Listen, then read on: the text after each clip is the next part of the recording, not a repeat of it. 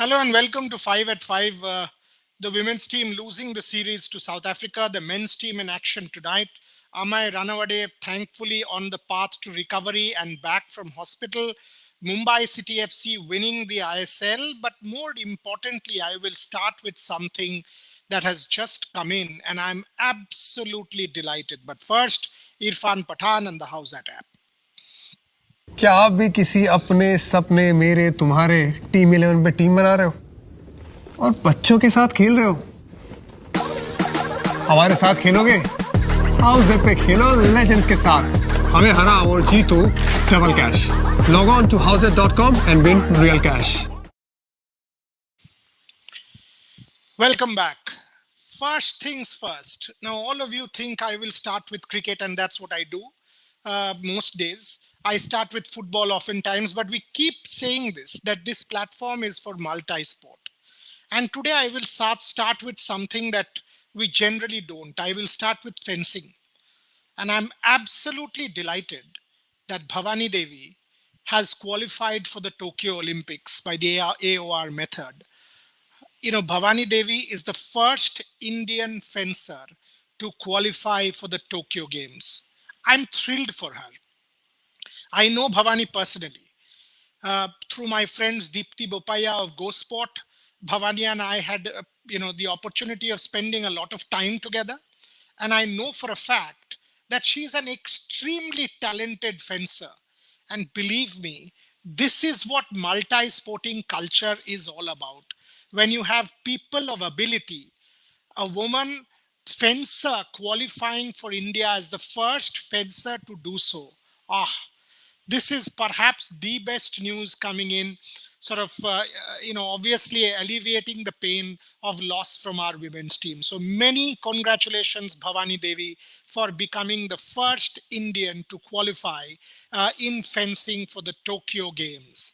And that was my first news point today. Far more important than the women's team and the men's team is this achievement by Bhavani Devi, as far as I am concerned.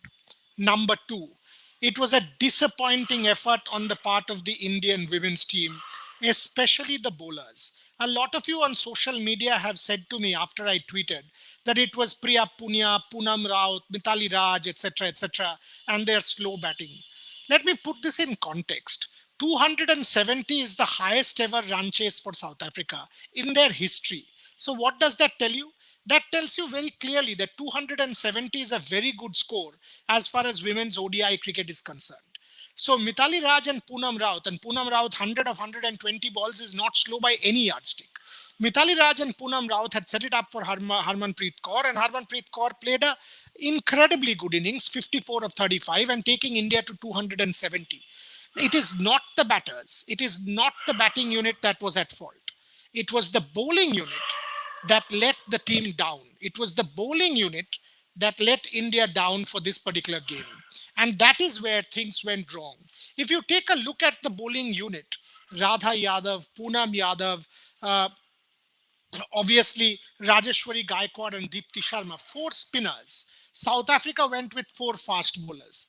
Radha Yadav on debut was below par. Was it pressure? We don't know. She has been around in international cricket for a fair while. But plenty of boundaries going to deep cover when you had two fielders there bisected gone. It was impossible for Mithali Raj to set fields against poor bowling. And if you do that,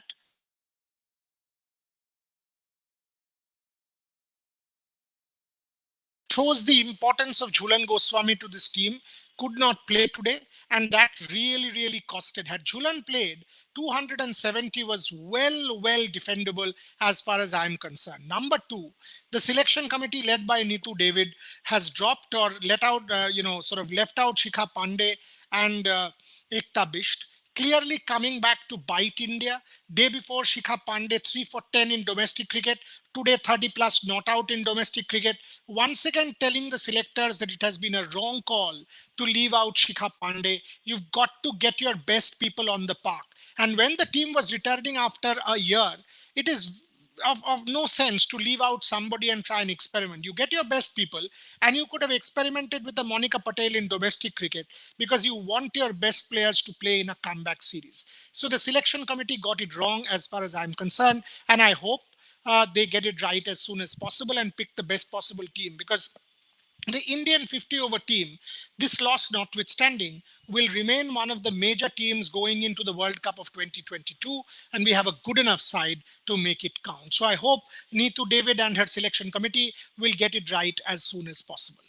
Coming to the men, you've got to put your A team and you've got to bring out your A game if you have to beat England in the T20 format. Take a look at the last game. At no point in time was India even in the game. 20 for 3 and game done.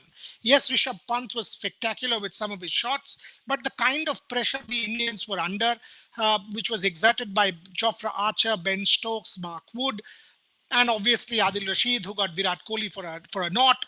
You know, India was under the pump from ball one, and against a quality white ball side like England, you just don't stand a chance if you score 120 plus. So you would expect a very different India. India has shown in the past that they are well capable of making comebacks from any situation. You would expect a very different India to turn up tonight at the Motera and make it count. I, for one, would expect, and I absolutely firmly believe, having spoken to members of the Indian contingent, it'll be a much more intense performance, a performance of much more focus, intensity, and commitment. Commitment is always there, but intensity and focus compared to the first game. And I would expect India to make a real match of this. England are a quality white ball side. Make no mistake about it, they are a quality white ball side, perhaps the top side in the world, not simply by ranking, but also in terms of quality. And to be able to beat England, India will have to bring out their A game. The toss is also important. If India wins the toss and there is due, it obviously makes a big difference. It will make a big difference. England won the toss in the first game. If India wins the toss, obviously they will also bowl first, and that will also help India a bit, is what I feel. But tosses do not win cricket matches. Ability and quality performances do. So even if you don't win the toss, you've got to put in your best foot forward.